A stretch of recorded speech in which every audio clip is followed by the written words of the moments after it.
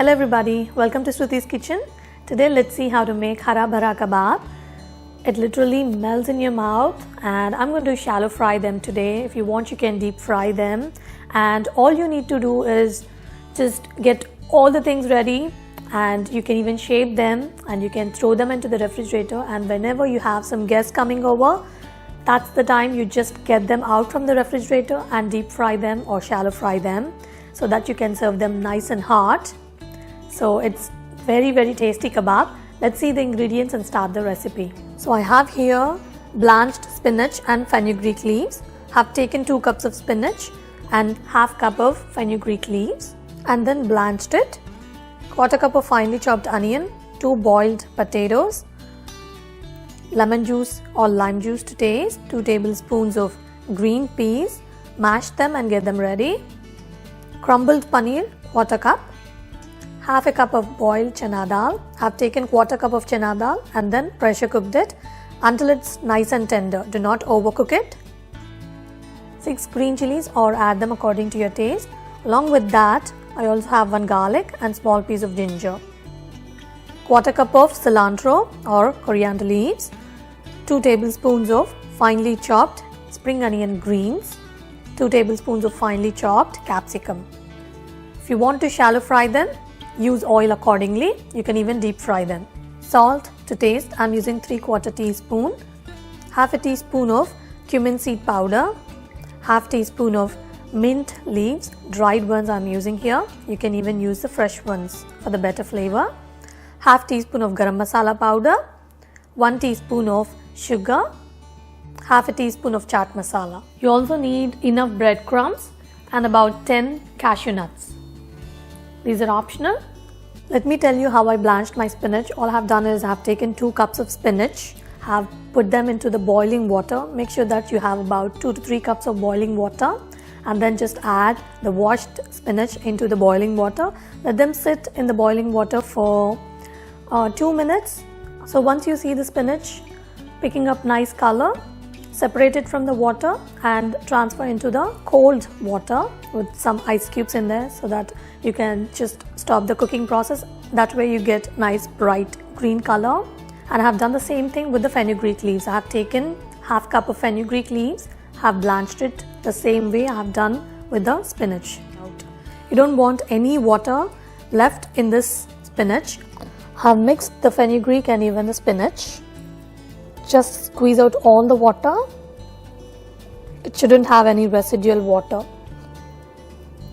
I have drained all the water from the spinach and it is looking nice and dry. This is how you want it. So let me tell you how I cooked the chana dal. All you need to do is take 1/4 cup of chana dal, wash it, rinse with the water really nice and good, and add about 1 cup of water into the pressure cooker along with the dal and cook it for 4 to 5 whistles. It should be cooked all the way through, and do not overcook it by any chance. And once the dal is pressure cooked, make sure that you turn off the heat immediately, and immediately after the steam is all out from the pressure cooker, just drain all the water and then keep the dal separately. Otherwise it becomes soggy, and if the dal is soggy, you cannot bind the kebabs together. You end up putting a lot of breadcrumbs or even some cornstarch, which you don't want to do. So once the dal is ready, let's start by grinding up some green chilies, ginger and garlic. So we'll add in the green chilies, garlic, big clove and small piece of ginger. We'll also add in the green peas. Blend to a coarse paste.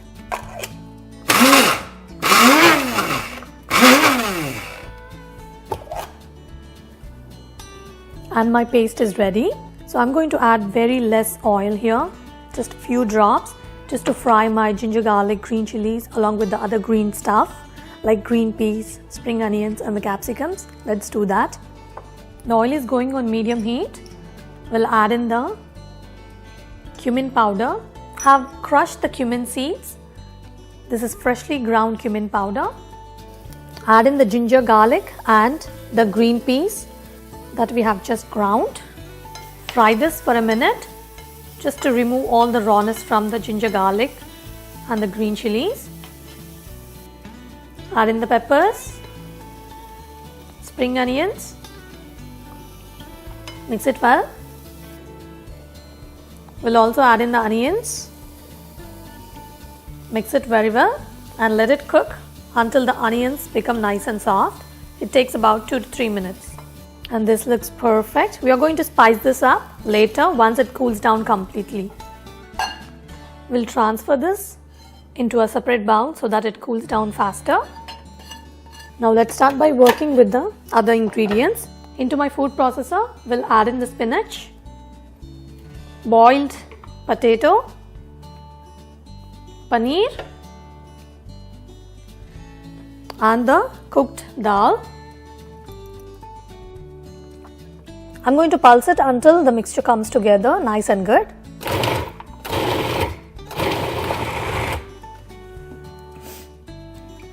So now look at that, it has come together nice and good. Now let's spice this mixture. We'll add in the blended paste into the cooked masala. We'll add in some breadcrumbs just to bind everything together.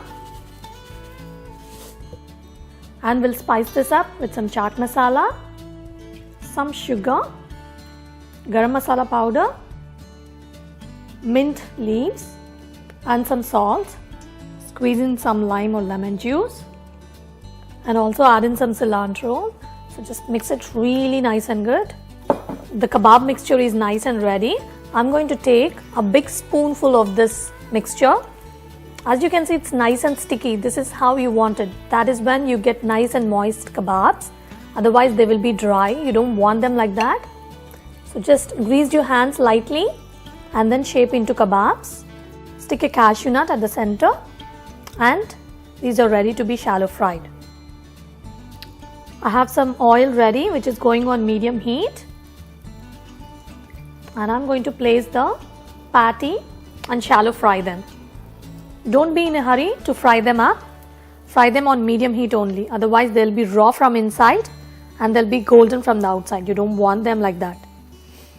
So take time and fry them. If you want, you can even fry them in butter or some ghee for additional flavor. But today I'm going to do it in the oil. Look at them. The kebabs are nice and golden on both the sides. We'll take them out from the pan. They are ready. They are looking very, very tempting, isn't it? And they are smelling sensational here.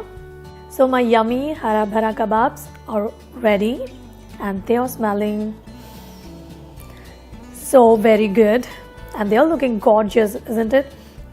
They have nice golden color on top and they are still nice and moist, very, very juicy. And let me take a bite. You can serve them with some tomato ketchup or some green chutney, but I have made them nice and spicy so I can just taste them as such. They're so good.